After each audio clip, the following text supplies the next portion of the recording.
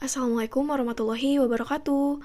Selamat datang di video kedua dari bab usaha dan pesawat sederhana. Setelah membahas tentang usaha dan daya di video sebelumnya, kita akan masuk ke bagian pesawat sederhananya. Nah, untuk memperjelas, pengertian dari pesawat sederhana itu adalah alat bantu sederhana yang digunakan untuk mempermudah manusia dalam melakukan suatu usaha. Nah, jadi pesawat sederhana ini bukan pesawat yang dipakai untuk alat transportasi ya. Jadi ini mah istilahnya aja gitu. Atau kalau di bahasa Inggris sih biasanya disebut dengan simple machine atau mesin sederhana. Nah, untuk jenisnya itu sendiri ada 4 macam. Ada roda, tuas atau pengungkit. Nanti tuas atau pengungkit ini juga akan dibagi lagi menjadi 3 jenis. Kemudian katrol juga ada 3 jenis. Dan yang terakhir itu adalah bidang miring. Kali ini kita coba bahas dulu roda ya. Roda itu fungsinya untuk mempercepat gaya saat melakukan perjalanan. Nah, bayangin ya kalau misalnya sepeda gitu ya, atau gerobak atau mobil gak ada rodanya, wah bakal susah ya untuk melakukan perjalanan. Nah, makanya diciptakanlah roda. Nah, contoh penerapannya itu pasti ya roda itu sendiri. Contohnya ada di motor, mobil gitu ya, kursi roda, kemudian sepatu roda, dan lain sebagainya. Kemudian bisa juga penerapan yang serupa itu ada di turbin, gear, dan lain sebagainya. Oke, sekarang kita lanjut ke bagian tuas atau pengungkit ya. Nah, di tuas itu sendiri ada 3 titik yang perlu teman-teman ketahui. Yang pertama itu ada titik kuasa, tempat kita memberikan kuasa atau memegang si tuas itu. Kemudian titik tumpu. Kemudian yang terakhir itu adalah titik beban. Nah, jadi ini ya, ada 3 titik utama. Nah, kalau diurai lagi, akan menjadi seperti ini. Titik kuasanya itu kita ganti dengan F. F itu gaya kuasa. Kemudian pasangannya adalah LK, lengan kuasa.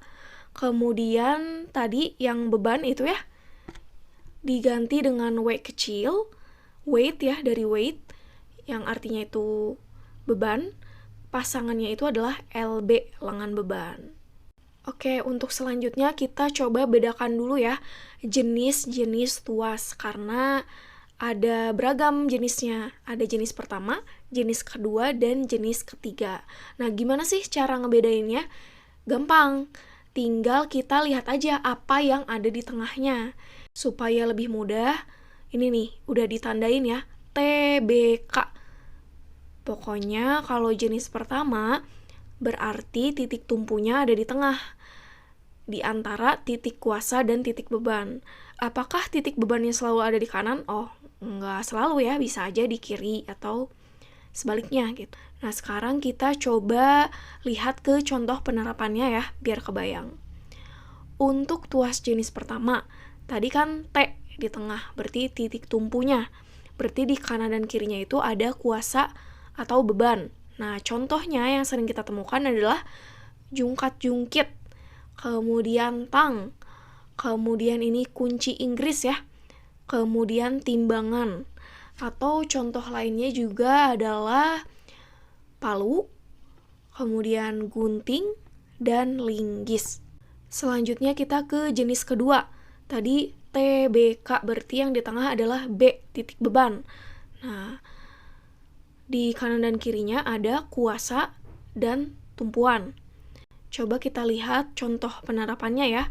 Ada di gerobak gitu ya. Kemudian ada di pembuka tutup botol. Kemudian ada di pemotong kertas ini ya. Contoh lainnya adalah pemecah kemiri gitu ya. Nah, jadi si kemirinya ini di tengah sebagai beban. Di ujungnya ada titik tumpu, kemudian tempat tangan kita memegang itu adalah titik kuasa. Selanjutnya adalah tuas jenis ketiga. Berarti yang di tengahnya adalah titik kuasa atau gaya kuasa. Maksudnya apa? Berarti kalau kita memegang si alat itu, tangan kita tuh harus ada di tengah-tengahnya supaya bisa maksimal penggunaannya. Contoh, ada skop, kemudian pinset, kemudian stapler, dan juga alat pancing. Nah, selanjutnya, penerapan tuas juga ada pada sistem rangka dalam tubuh kita. Contoh, di kasus pertama, ini menengadahkan kepala. Nah, titik kuasanya itu ada di belakang leher. Kemudian, P ini adalah titik tumpu, ini tulangnya ya. Kemudian yang B ini adalah titik beban.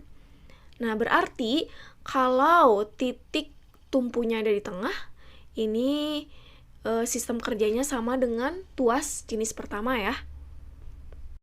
Kemudian kalau untuk kasus kedua, ini kaki yang jinjit, titik tumpunya ini di antara jari-jari ini ya, jari-jari kaki. Kemudian titik bebannya ada di dekat tumit. Kemudian titik kuasanya adalah betis. Nah, berarti kalau titik bebannya ada di tengah, itu sesuai dengan cara kerja tuas jenis kedua. Kemudian selanjutnya adalah ini, saat seseorang mengangkat barbel. Nah, kita lihat titik tumpunya itu ada di siku ya. Kuasanya itu ada di antara lengan, itu ya. Dan untuk bebannya itu si barbelnya, gitu. Ini ya perlu diperhatikan, ada lengan kuasanya dan lengan bebannya. Tuh, dan ini bisa kita klasifikasikan sebagai tuas jenis ketiga. Kenapa? Karena kuasanya ini ada di tengah, gitu. Oke, supaya lebih paham, kita coba ke latihan soal ya. Nah, ini ada latihan soal yang pertama. Ada gambar ya, itu ada sekrup gambarnya. Kemudian ada kapak, kemudian ada gerobak, dan palu. Nah, dari keempat pesawat sederhana di atas, yang menggunakan prinsip tuas adalah yang mana? Yang D ya jawabannya. Kenapa? Karena yang 1 dan 2 itu adalah contoh dari penerapan bidang miring. Sementara kalau gerobak dan palu adalah contoh penerapan tuas atau pengungkit. Kalau gerobak itu kan ini ya, masuknya tuas jenis kedua, karena lihat ini bebannya ada di tengah, kemudian titik tumpunya ini yang di dekat roda, kemudian kuasanya si orang yang ngangkat gerobaknya, yang dorong gerobaknya. Kemudian kalau palu itu masuknya ke tuas jenis pertama. Kenapa? Karena si titik tumpunya itu ada di tengah. Oke, selanjutnya pesawat sederhana yang memanfaatkan prinsip tuas jenis ketiga adalah sekop. Kenapa sekop? Karena dia itu tuas jenis ketiga yang berarti titik kuasanya itu ada di tengah. Kalau katrol kenapa bukan? Karena katrol mah beda lagi ya. Kemudian sekrup itu contoh bidang miring, tangga juga bidang miring. Oke, lanjut. Ini, pesawat sederhana yang memiliki prinsip kerja yang sama dengan pesawat sederhana di atas adalah, kita coba lihat aja nih yang di tengahnya apa? Titik tumpu ya. Nah, berarti kalau titik tumpu di tengah, berarti pesawat sederhana tuas jenis pertama ya. Nah, pisau bukan ya, pisau itu adalah bidang miring. Roda bukan. Gunting ya, betul ya, gunting. Kalau sekrup bidang miring. Jadi jawabannya C. Oke, kemudian selanjutnya, nah kita masuk ke rumus ya. Rumus tuas itu adalah W kali LB sama dengan F dikali LK. Nah ini, W ini adalah beban dikalikan dengan lengan beban sama dengan F atau kuasa dikalikan dengan lengan kuasa. Pokoknya pasangannya dikalikan dengan pasangannya gitu ya. Nah, keterangannya satuan dari beban itu adalah Newton dengan W sama dengan massa dikali percepatan gravitasi. Kemudian kalau lengan beban satuannya meter, kemudian F gaya satuannya Newton, kemudian lengan kuasa itu satuannya juga meter. Selanjutnya ada keuntungan mekanis. Keuntungan mekanis itu bernilai lebih dari sama dengan 1. Artinya apa sih? Artinya ini adalah seberapa besar gaya dilipat gandakan saat menggunakan pesawat sederhana. Jadi, semakin besar nilai keuntungan mekanisnya, semakin si alat itu mempermudah pekerjaan manusia. Nah, untuk rumusnya itu sendiri, W kecil atau beban dibagi F sama dengan LK per LB. Ini berlaku untuk di pesawat sederhana lainnya juga ya. Tuh. Nah, supaya lebih paham, kita coba ke pembahasan soal. Oke, sekarang kita coba ke pembahasan tuas atau pengungkit yang nomor 1 ya, pembahasan soal. Di sini ada seorang anak sedang mengungkit sebuah batu. Tentukan besar gaya yang diperlukan. Nah, kita coba tulis diketahui dulu ya.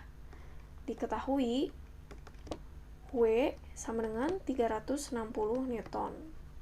Kemudian ini yang 20 cm adalah apa coba? Lengan beban ya, karena dari titik tumpu ke yang paling terdekat ke sini, si 20 cm ini adalah bebannya ya. Berarti ini lengan beban sama dengan 20 cm. Boleh kita ubah dulu ya jadi meter. Berarti 0,2 meter.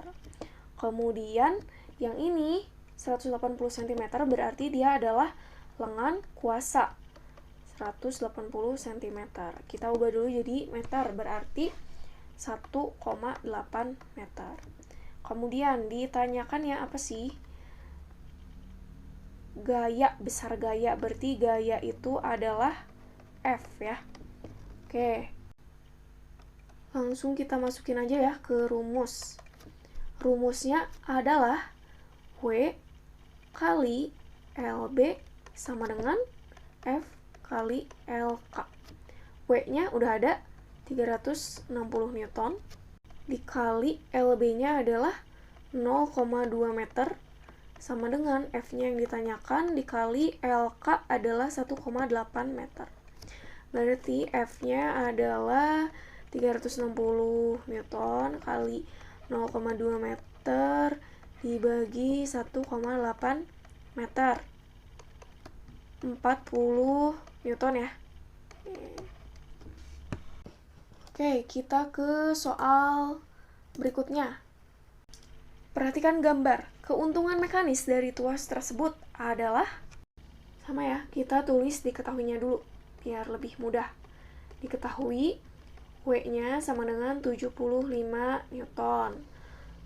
Kemudian ini yang 5 cm adalah lengan beban sama dengan 5 cm. Boleh sih, kalau nggak diubah juga nggak apa-apa. Kemudian yang ini 50 cm adalah lengan kuasa. Dan F-nya adalah 7,5 Newton. Ditanyakannya adalah keuntungan mekanis. Nah, berarti kita pakai rumus aja, masukin langsung. KM sama dengan W dibagi F. Berarti W-nya 75 Newton per 7,5 Newton. Sama dengan 10. Atau boleh juga pakai yang satunya lagi, keuntungan mekanisnya. Yaitu LK dibagi LB. LK-nya berapa? LK-nya 50 cm. LB-nya 5 cm.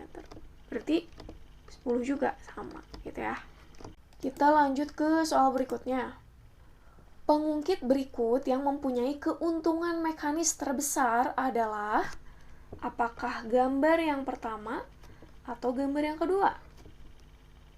Jawabannya adalah gambar yang kedua. Kenapa? Karena kuncinya adalah semakin panjang si lengan kuasanya, semakin kecil nilai gaya kuasanya, yang berarti keuntungan mekanisnya makin besar. Nah, ini kan lengan kuasanya ini ya. Nah, ini lengan kuasa.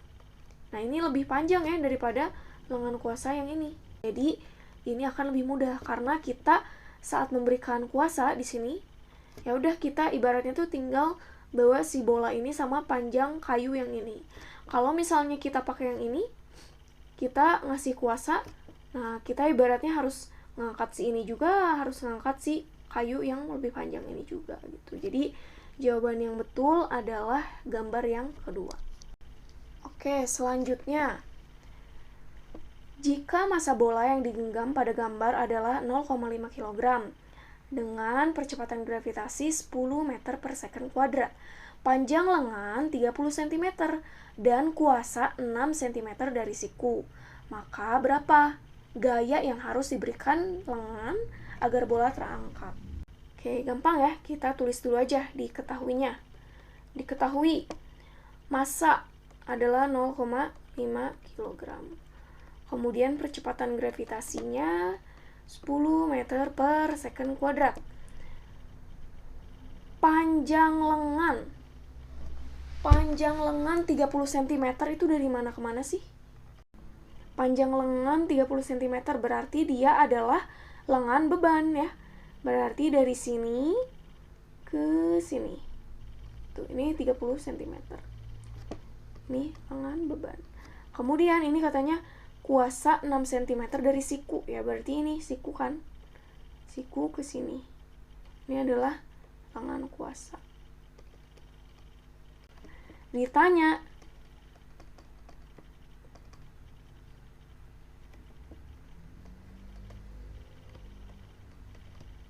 gaya atau F ya. Ya udah, kita langsung jawab aja pakai rumus yang sudah ada. Tapi coba kita perhatikan dulu. Kita kan udah punya LB nih, udah punya LK, udah punya F juga. Nah, pertanyaannya W-nya gimana gitu. Karena kan rumus utamanya itu adalah W kali LB sama dengan F kali LK. Nah, berarti kita cari dulu W-nya.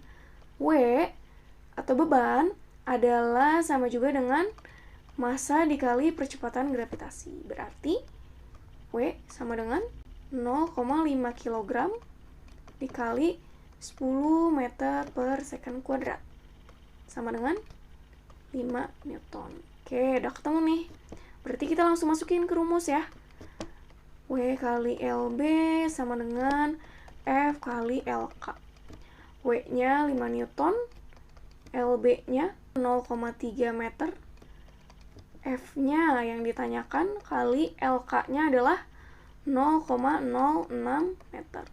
Berarti F-nya 5 Newton kali 0,3 meter dibagi 0,06 meter. F sama dengan ini 25 ya, berarti 25 Newton. Gitu. Gimana? Mudah? Mudah ya, insya Allah. Nah, oke. Silahkan ya teman-teman sambil dilatih lagi gitu ya di rumah.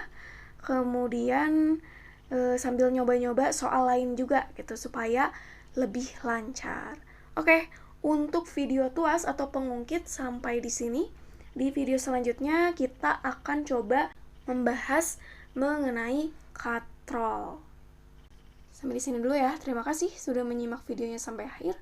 Wassalamualaikum warahmatullahi wabarakatuh.